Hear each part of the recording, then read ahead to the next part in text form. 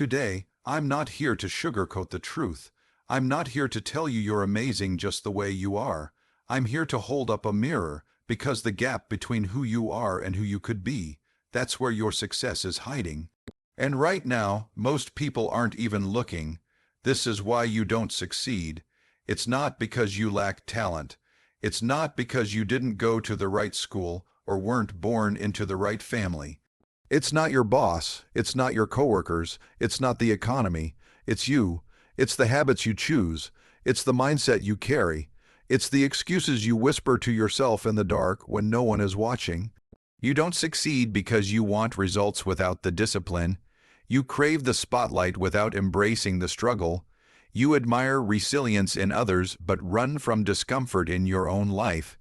You scroll through stories of greatness while sitting still in your own.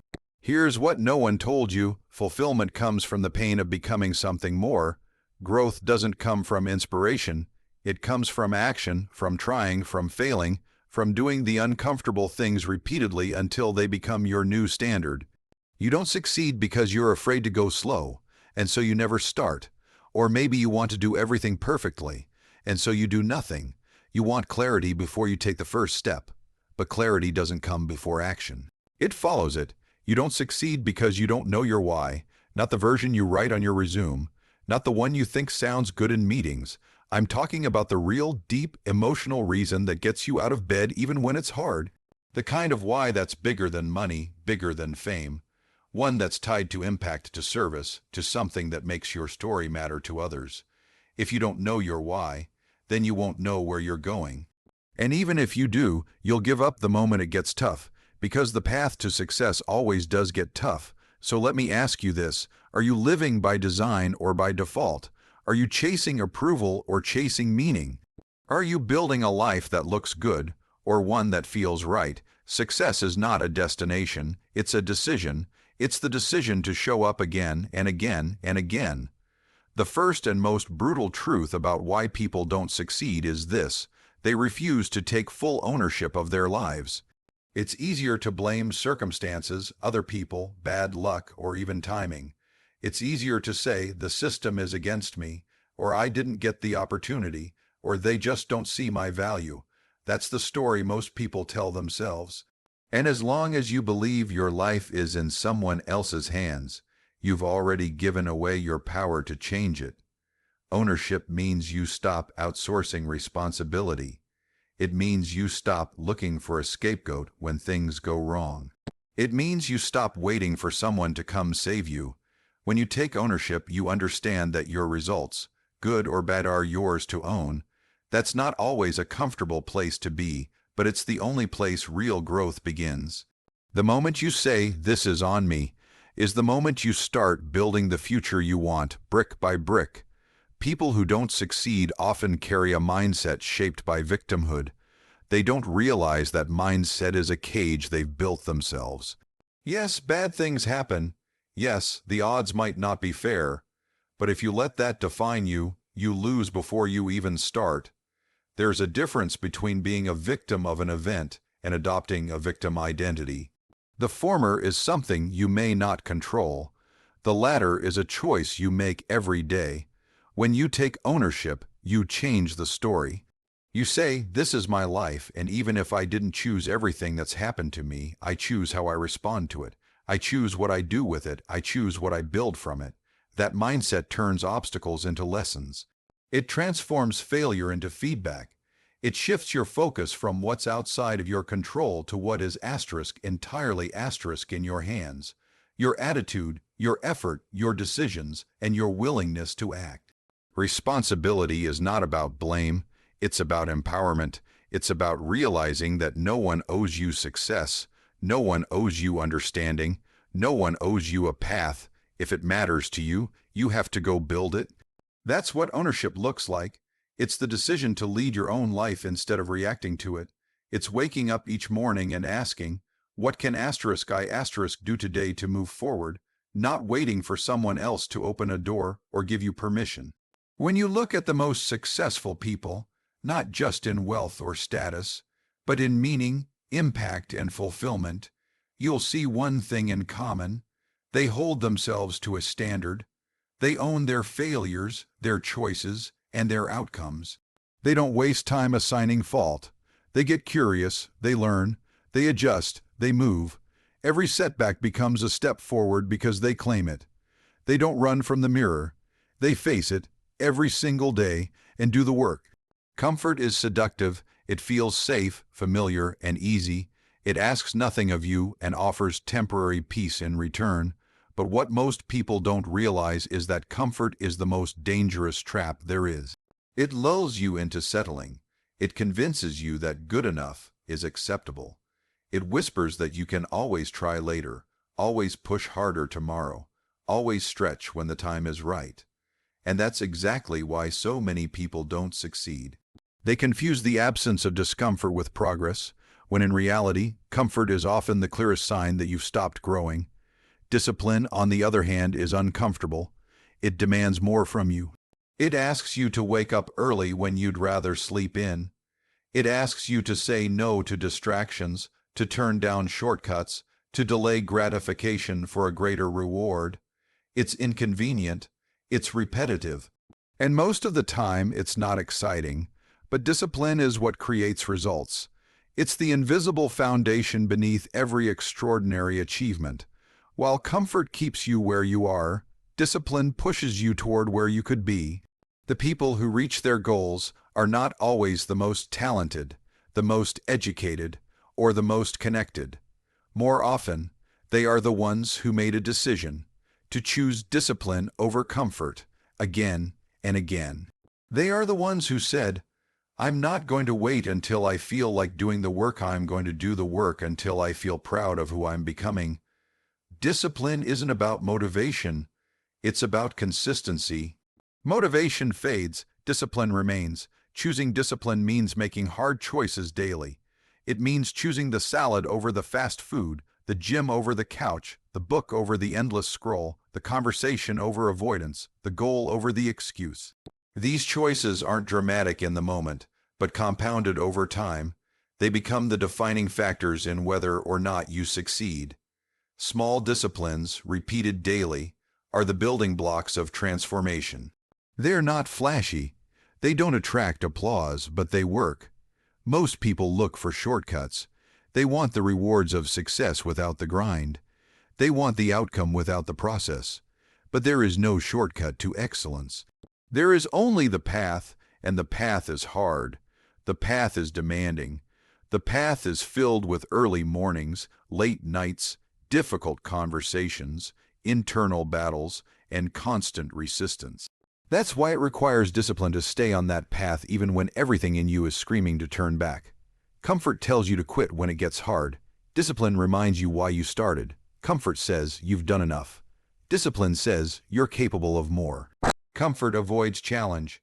Discipline seeks it out because it understands that pressure is what turns coal into diamond. Without pressure, without stress, without consistent resistance, growth simply doesn't happen. Discipline doesn't just build habits, it builds identity. Every time you choose discipline, you are voting for the future version of yourself. You are casting a ballot for who you want to become. Comfort is seductive. It feels safe, familiar, and easy. It asks nothing of you and offers temporary peace in return. But what most people don't realize is that comfort is the most dangerous trap there is. It lulls you into settling. It convinces you that good enough is acceptable. It whispers that you can always try later, always push harder tomorrow, always stretch when the time is right. And that's exactly why so many people don't succeed. They confuse the absence of discomfort with progress, when in reality, comfort is often the clearest sign that you've stopped growing. Discipline, on the other hand, is uncomfortable. It demands more from you. It asks you to wake up early when you'd rather sleep in. It asks you to say no to distractions, to turn down shortcuts, to delay gratification for a greater reward. It's inconvenient. It's repetitive. And most of the time, it's not exciting, but discipline is what creates results. It's the invisible foundation beneath every extraordinary achievement.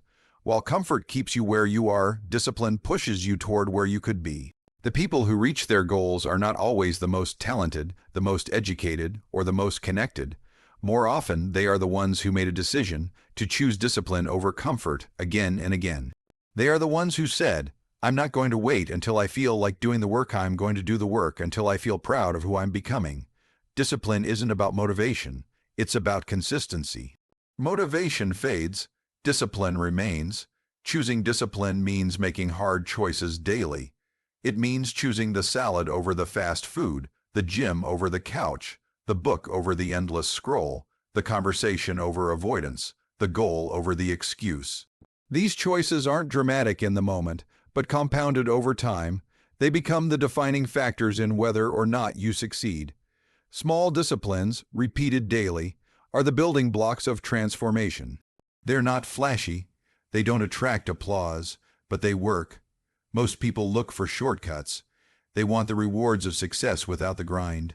They want the outcome without the process. But there is no shortcut to excellence.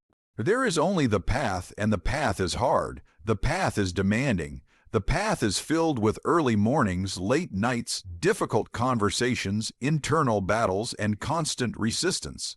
That's why it requires discipline to stay on that path even when everything in you is screaming to turn back.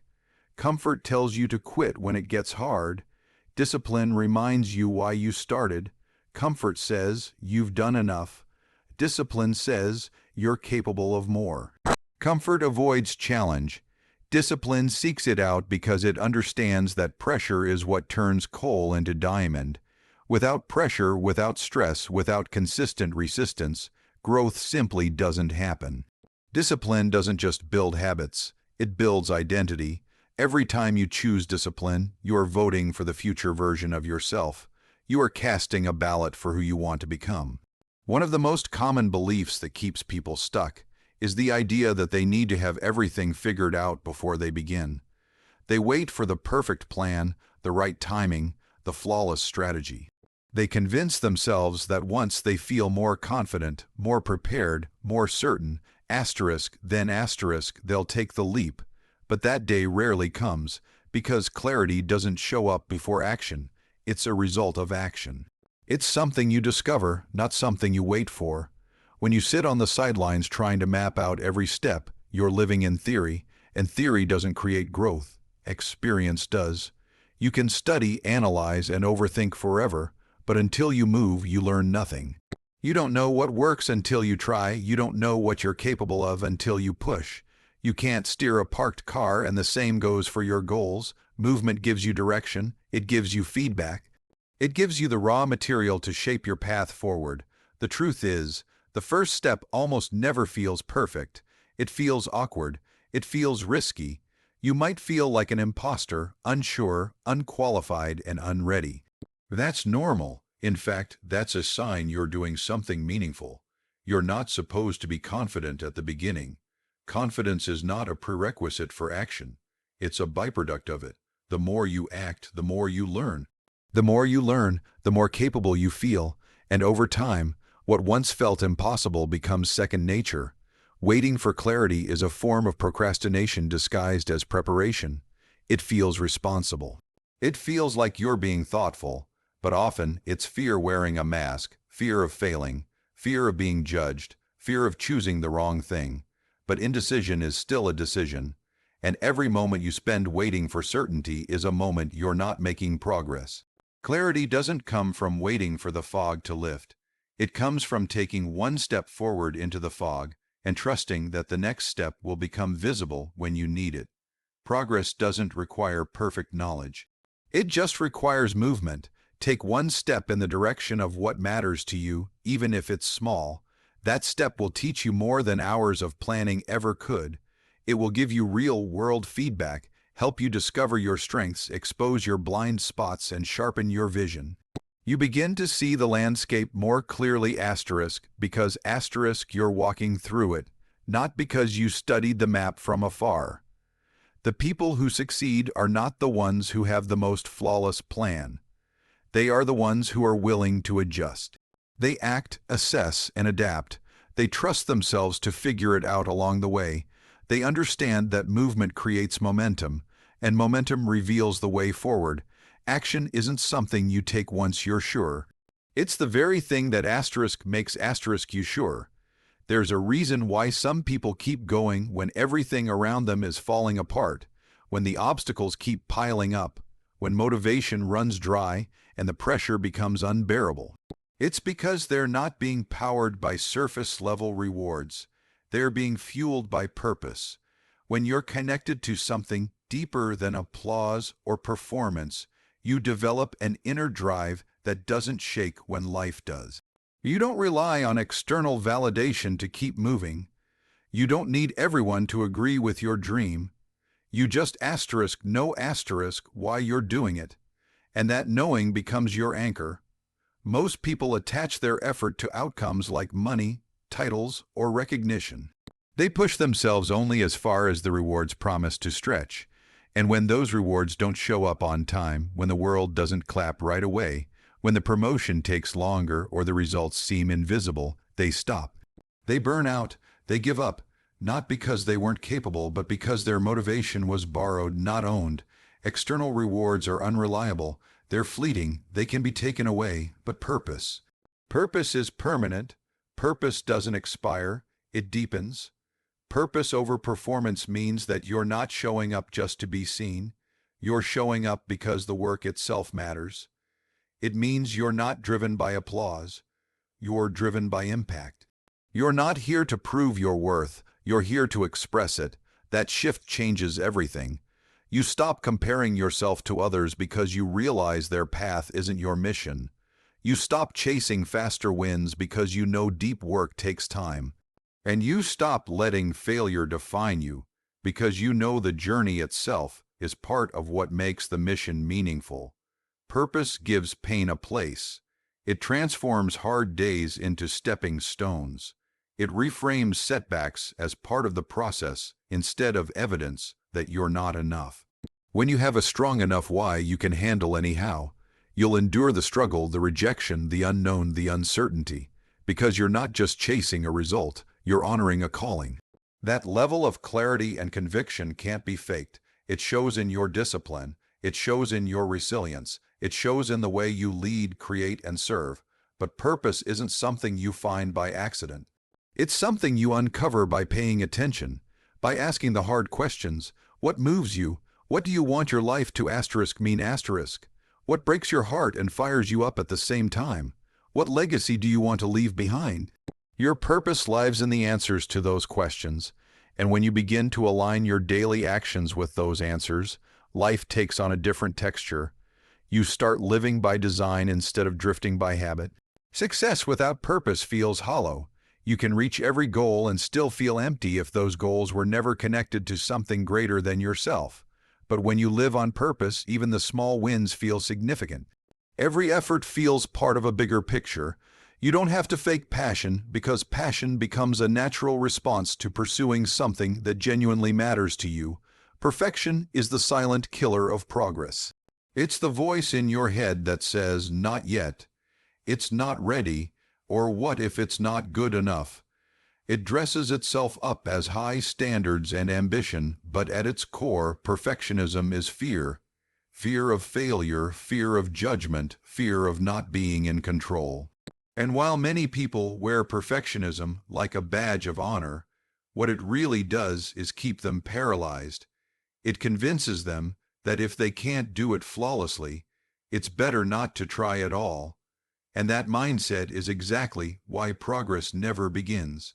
Success doesn't come from flawless execution. It comes from showing up consistently. It comes from putting in the reps even when it's messy, even when the work isn't glamorous. The person who takes imperfect action every day will always outpace the one who waits to get it perfect before they even start. Why? Because each action, no matter how small, builds momentum. Each attempt teaches you something new. And over time, those little steps compound into real, tangible results. The idea of perfection is rooted in a desire for control. You want to guarantee the outcome, to ensure you don't make mistakes, to avoid the discomfort of being seen in your learning phase. But no growth happens in control. Growth happens in motion. Growth happens when you're willing to try, to stumble, to get back up, and to improve. Every expert was once a beginner who chose action over hesitation. They didn't wait until they were ready, because they knew readiness is a myth. You become ready by doing, not by waiting. Progress is about movement, and movement is messy. It's about being okay with starting where you are and refining as you go. It's not about having the best plan, it's about having the courage to begin. The pursuit of perfection often disguises itself as ambition, but in reality, it becomes the excuse for inaction. People say, "I'm still working on it," or "it's just not quite there yet." But really, they're afraid of how it will be received. They fear rejection more than they crave progress. What makes someone successful is not that they never fall, it's that they never stop. They don't wait until they have every answer. They figure it out as they go. They don't aim to avoid failure, they expect it and use it. They trust that each imperfect step forward is still movement in the right direction, because it is. The journey of growth is not a straight line, it's full of iterations. You try, you adjust, you learn, and you keep building. That's how mastery is born. It's not about doing it right the first time. It's about being brave enough to keep going after you do it wrong. Every rough draft is a doorway to something better. Every awkward start is proof that you showed up. Every imperfect version is a necessary step toward excellence. The standard isn't perfection, it's progress. Success isn't built on sudden bursts of brilliance. It's not a product of one big moment, one breakthrough event, or one lucky opportunity. It's built on showing up consistently, deliberately, and especially when it's hard. The people who succeed aren't necessarily the smartest or most talented. They are the ones who make a decision every single day to keep going. They understand that the true power lies in repetition, in the commitment to do the work even when the results aren't immediate, even when no one is watching, and even when no one is clapping. There's a misconception that greatness comes from motivation, as if you need to feel inspired before you take action. But motivation is fleeting. It comes and goes with your mood, your energy, your circumstances. If your progress depends on how motivated you feel, you'll stop every time life gets inconvenient. Discipline, on the other hand, is a choice. It's the choice to show up whether you feel like it or not. It's the quiet decision to push forward on the days you'd rather stay still. Success is built in the mundane, in the early mornings, in the late nights, in the hours when no one is checking in. It's built when you keep going, even when progress feels invisible. Most people quit because they can't see the payoff quickly enough. They expect instant results and get discouraged when things don't change overnight. But the compound effect of showing up consistently is one of the most powerful forces in the world. What feels small today becomes unstoppable over time. Every workout, every page read, every hard conversation, every rep, every practice session, it adds up. Showing up also builds identity. It tells your mind who you are. Every time you follow through, you're proving to yourself that you are someone who follows through. That builds trust with yourself, and self-trust is essential. If you can't rely on your own commitment, how can you expect to build anything lasting? The days you keep your promises to yourself, even in the smallest ways, are the days you're quietly building a foundation no one can shake. And showing up doesn't mean being perfect every time. It doesn't mean doing it all or getting it right. It means being there, putting in the effort, making progress, however small. The world rewards those who don't flinch at boredom, who can tolerate the monotony of excellence, who understand that while talent may open the door, consistency is what keeps it open. The myth is that success comes from giant leaps. The truth is that it comes from thousands of small, invisible steps stacked over time. Most people underestimate what they can do in a year and overestimate what they can do in a day.